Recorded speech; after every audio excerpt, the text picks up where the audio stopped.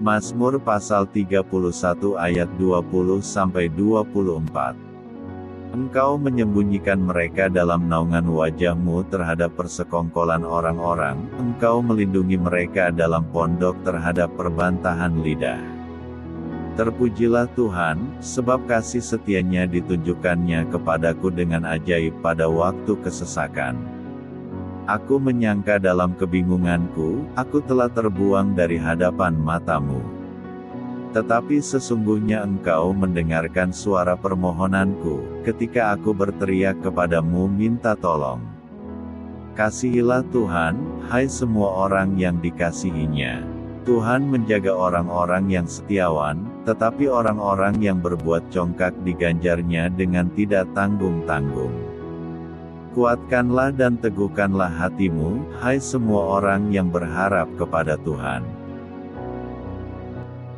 Amsal 12 ayat 19-28.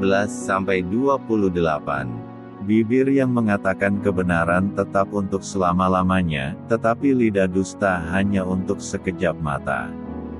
Tipu daya ada di dalam hati orang yang merencanakan kejahatan, tetapi orang yang menasihatkan kesejahteraan mendapat sukacita.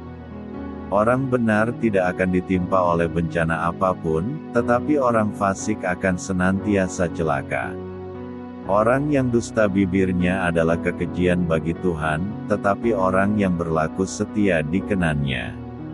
Orang yang bijak menyembunyikan pengetahuannya, tetapi hati orang bebal menyeru-nyerukan kebodohan. Tangan orang rajin memegang kekuasaan, tetapi kemalasan mengakibatkan kerja paksa. Kekhawatiran dalam hati membungkukkan orang, tetapi perkataan yang baik menggembirakan dia. Orang benar mendapati tempat penggembalaannya, tetapi jalan orang fasik menyesatkan mereka sendiri. Orang malas tidak akan menangkap buruannya, tetapi orang rajin akan memperoleh harta yang berharga. Di jalan kebenaran terdapat hidup, tetapi jalan kemurtadan menuju maut. Keluaran pasal 18. Kedengaranlah kepada Yitro, imam di Midian, mertua Musa, segala yang dilakukan Allah kepada Musa dan kepada Israel, umat-Nya, yakni bahwa Tuhan telah membawa orang Israel keluar dari Mesir. Lalu Yitro, mertua Musa, membawa serta Zipora, istri Musa, yang dahulu disuruh Musa pulang, dan kedua anak laki-laki Zipora, yang seorang bernama Gersem, sebab kata Musa, aku telah menjadi seorang pendatang di negeri asing, dan yang seorang lagi bernama Eliezer, sebab katanya, Allah Bapakku adalah penolongku dan telah menyelamatkan aku dari pedang Fir'aun.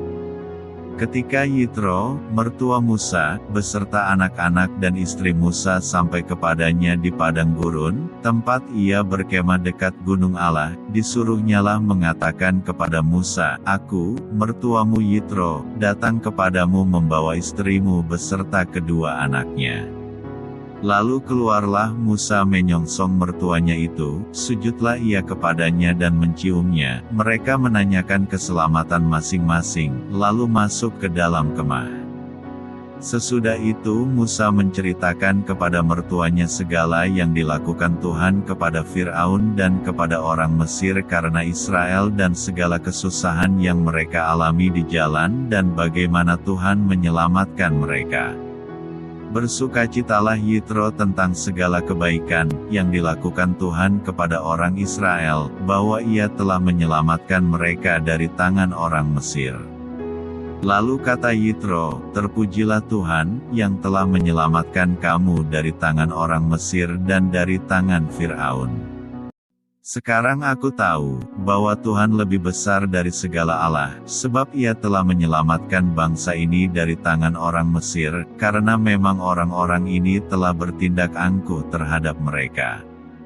Dan Yitro, mertua Musa, mempersembahkan korban bakaran dan beberapa korban sembelihan bagi Allah, lalu Harun dan semua tua-tua Israel datang untuk makan bersama-sama dengan mertua Musa di hadapan Allah.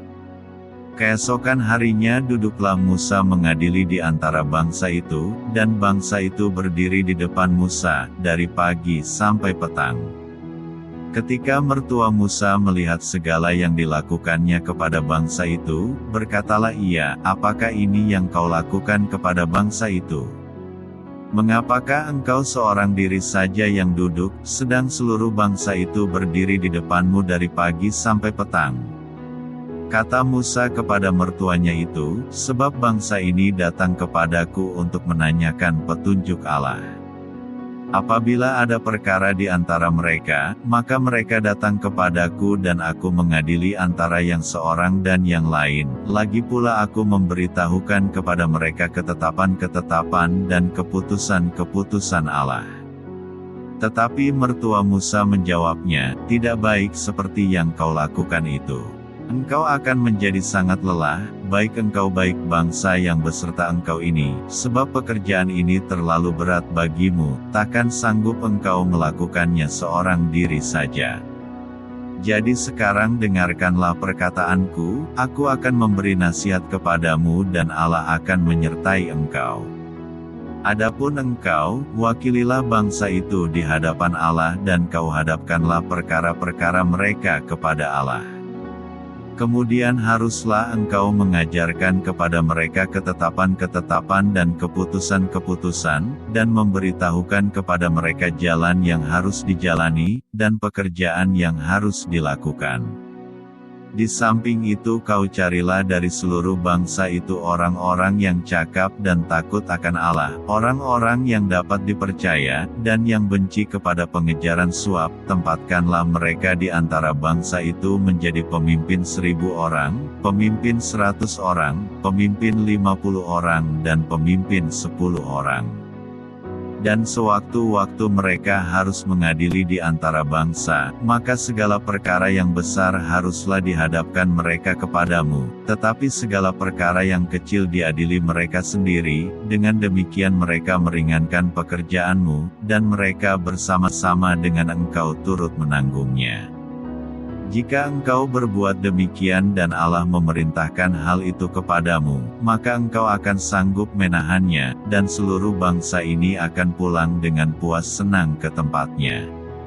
Musa mendengarkan perkataan mertuanya itu dan dilakukannya segala yang dikatakannya. Dari seluruh orang Israel Musa memilih orang-orang cakap dan mengangkat mereka menjadi kepala atas bangsa itu, menjadi pemimpin 1.000 orang, pemimpin 100 orang, pemimpin 50 orang dan pemimpin 10 orang.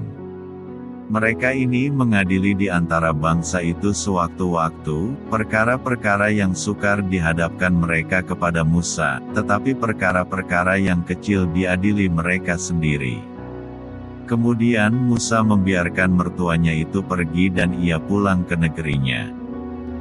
Keluaran pasal 19. Pada bulan ketiga setelah orang Israel keluar dari tanah Mesir, mereka tiba di padang gurun Sinai pada hari itu juga. Setelah mereka berangkat dari Rafidim, tibalah mereka di padang gurun Sinai, lalu mereka berkemah di padang gurun, orang Israel berkemah di sana di depan gunung itu. Lalu naiklah Musa menghadap Allah, dan Tuhan berseru dari gunung itu kepadanya, "Beginilah kau katakan kepada keturunan Yakub dan kau beritakan kepada orang Israel, kamu sendiri telah melihat apa yang kulakukan kepada orang Mesir, dan bagaimana aku telah mendukung kamu di atas sayap Raja Wali dan membawa kamu kepadaku. Jadi sekarang, jika kamu sungguh-sungguh mendengarkan firman-Ku dan berpegang pada perjanjian-Ku, maka kamu akan menjadi harta kesayangan-Ku sendiri dari antara segala bangsa, sebab Akulah yang mempunyai seluruh bumi. Kamu akan menjadi bagiku kerajaan imam dan bangsa yang kudus." Inilah semuanya firman yang harus kau katakan kepada orang Israel. Lalu datanglah Musa dan memanggil para tua-tua bangsa itu dan membawa ke depan mereka segala firman yang diperintahkan Tuhan kepadanya. Seluruh bangsa itu menjawab bersama-sama, "Segala yang difirmankan Tuhan akan kami lakukan." Lalu Musa pun menyampaikan jawab bangsa itu kepada Tuhan. Berfirmanlah Tuhan kepada Musa, "Sesungguhnya aku akan datang kepadamu dalam awan yang tebal, dengan maksud supaya dapat didengar oleh bangsa itu apabila aku berbicara dengan engkau, dan juga supaya mereka senantiasa percaya kepadamu." Lalu Musa memberitahukan perkataan bangsa itu kepada Tuhan. Berfirmanlah Tuhan kepada Musa, "Pergilah kepada bangsa itu, suruhlah mereka menguduskan diri pada hari ini dan besok, dan mereka harus mencuci pakaiannya. Menjelang hari ketiga mereka harus bersiap, sebab pada hari ketiga Tuhan akan turun di depan mata seluruh bangsa itu di Gunung Sinai. Sebab itu haruslah engkau memasang batas bagi bangsa itu berkeliling sambil berkata, 'Jagalah baik-baik, jangan kamu mendaki gunung itu atau kena kepada kakinya, sebab siapapun yang kena kepada gunung itu, pastilah ia dihukum mati. Tangan seorang pun tidak boleh merabanya, sebab pastilah ia dilempari dengan batu atau dipanahi sampai mati, baik binatang baik manusia, ia tidak akan dibiarkan hidup. Hanya apabila sangkakala berbunyi panjang, barulah mereka boleh mendaki gunung itu.' Lalu turunlah Musa dari gunung mendapatkan bangsa itu, disuruhnyalah bangsa itu menguduskan diri dan mereka pun mencuci pakaiannya. Maka kata Musa kepada bangsa itu, 'Bersiaplah menjelang hari yang ketiga, dan janganlah kamu bersetubuh dengan perempuan.'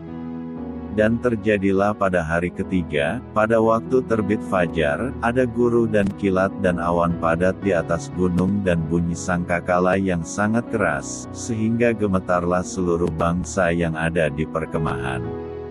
Lalu Musa membawa bangsa itu keluar dari perkemahan untuk menjumpai Allah dan berdirilah mereka pada kaki gunung.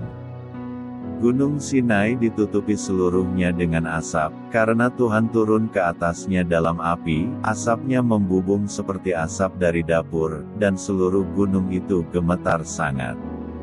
Bunyi sangkakala kian lama kian keras.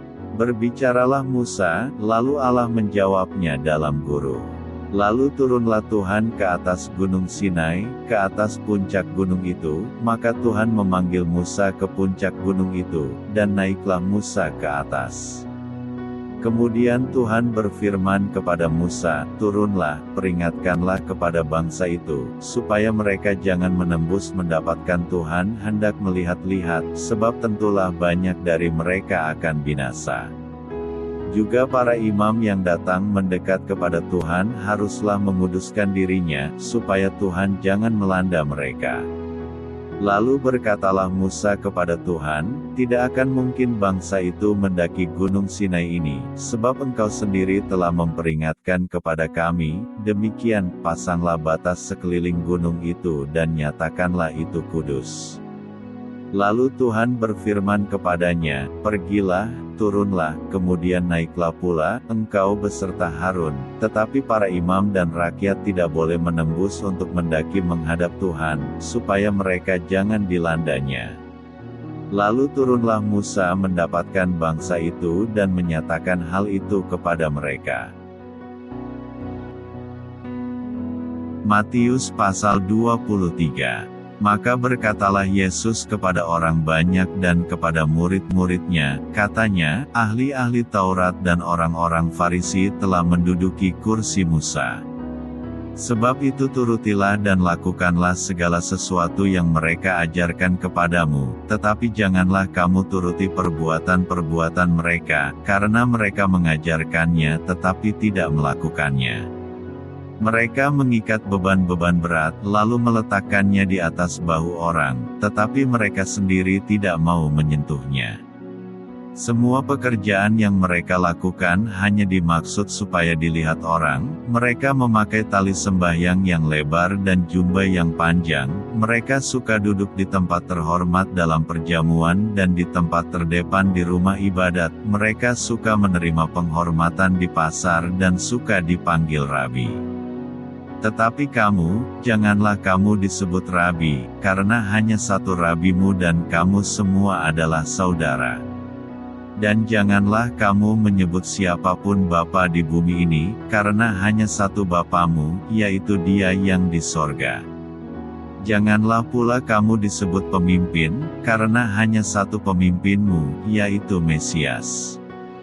Barang siapa terbesar di antara kamu, hendaklah ia menjadi pelayanmu.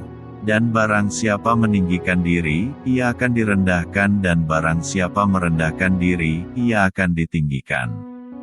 Celakalah kamu, hai ahli-ahli Taurat dan orang-orang Farisi, hai kamu orang-orang munafik, karena kamu menutup pintu-pintu kerajaan sorga di depan orang.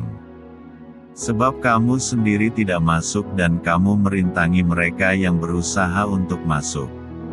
Celakalah kamu, hai ahli-ahli Taurat dan orang-orang Farisi, hai kamu orang-orang munafik, sebab kamu menelan rumah janda-janda sedang kamu mengelabui mata orang dengan doa yang panjang-panjang.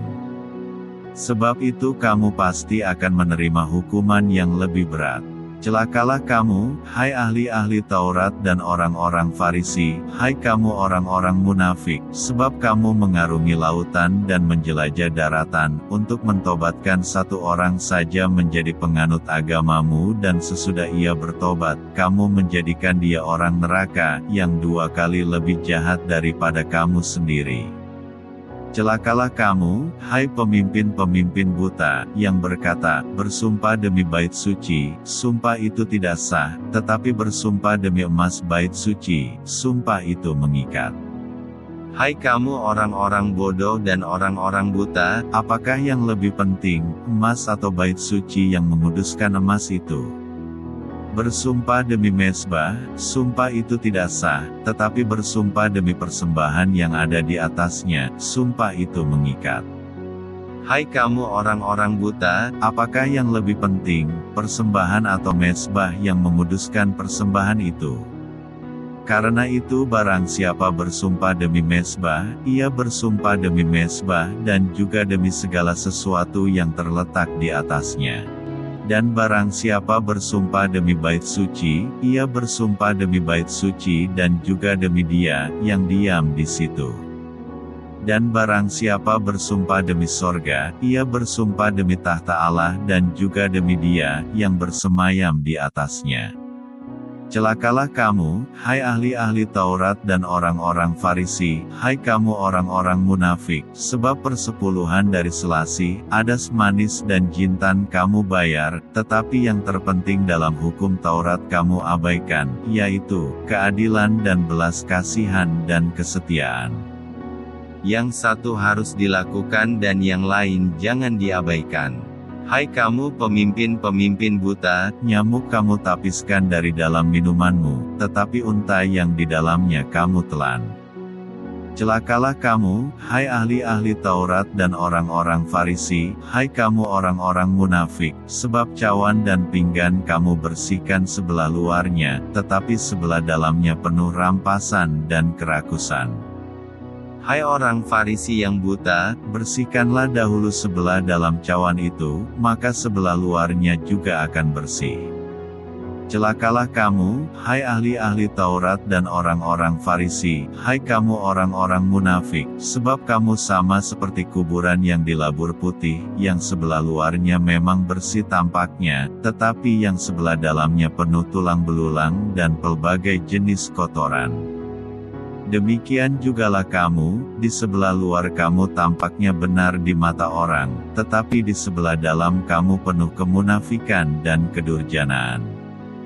Celakalah kamu, hai ahli-ahli Taurat dan orang-orang Farisi, hai kamu orang-orang munafik, sebab kamu membangun makam nabi-nabi dan memperindah tugu orang-orang saleh dan berkata, jika kami hidup di zaman nenek moyang kita, tentulah kami tidak ikut dengan mereka dalam pembunuhan nabi-nabi itu.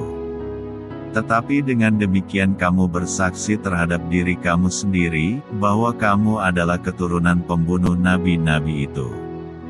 Jadi, penuhilah juga takaran nenek moyangmu. Hai kamu ular-ular, hai kamu keturunan ular beludak.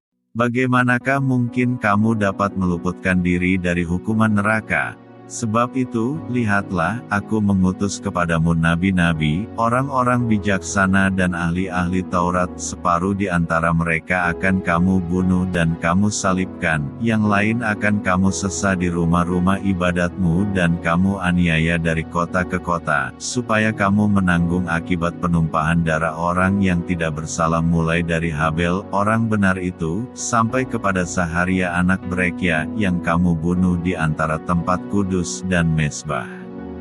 Aku berkata kepadamu, sesungguhnya semuanya ini akan ditanggung angkatan ini. Yerusalem, Yerusalem, engkau yang membunuh nabi-nabi dan melempari dengan batu orang-orang yang diutus kepadamu. Berkali-kali aku rindu mengumpulkan anak-anakmu, sama seperti induk ayam mengumpulkan anak-anaknya di bawah sayapnya, tetapi kamu tidak mau. Lihatlah, rumahmu ini akan ditinggalkan dan menjadi sunyi. Dan aku berkata kepadamu, mulai sekarang kamu tidak akan melihat aku lagi, hingga kamu berkata, diberkatilah dia yang datang dalam nama Tuhan.